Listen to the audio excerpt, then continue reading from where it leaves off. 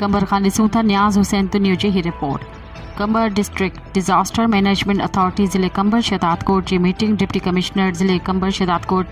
सजाद हैदर कादरी जी सदारत हेठि थी गुज़री, जंहिंमें ज़िले जे मुख़्तलिफ़ इदारनि irrigation municipal committee town committee police rescue ज़ैन 1112 सेप्को सेहत एग्रीकल्चर पॉपुलेशन मुख़्तलिफ़ NGOs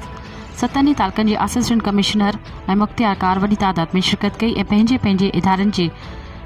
कॉन्टिंजेंसी प्लान में उन खां अलावा ईंदड़ चौमासी जी बरसातुनि जे हवाले सां कहिड़ा उपाउ वरिता विया आहिनि, उन्हनि मुताबिक़ पंहिंजूं रिपोर्ट्स पेश कयूं। इन मौक़े डिप्टी कमिश्नर कंबर शहदादकोट सजाद हैदर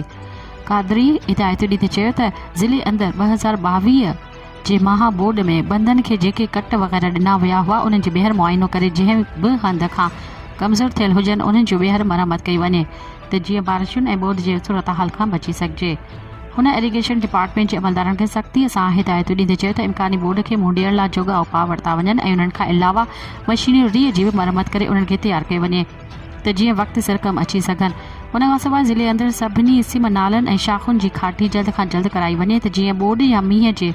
पाणी खे रस्तो ॾेई सघिजे। हुन म्यूनसिपल ऑफिसरनि ऐं टाउन ऑफिसरनि खे हिदायतूं ॾींदे चयो त शहरनि अंदरि नालियुनि ऐं रोडनि रस्तनि जी सफ़ाई खे यक़ीनी बणाए वञे त जीअं बारिश पाणी खे निकाली ॾेई सघिजे। इन मौक़े ते तंज़ीम RSDO जी सदर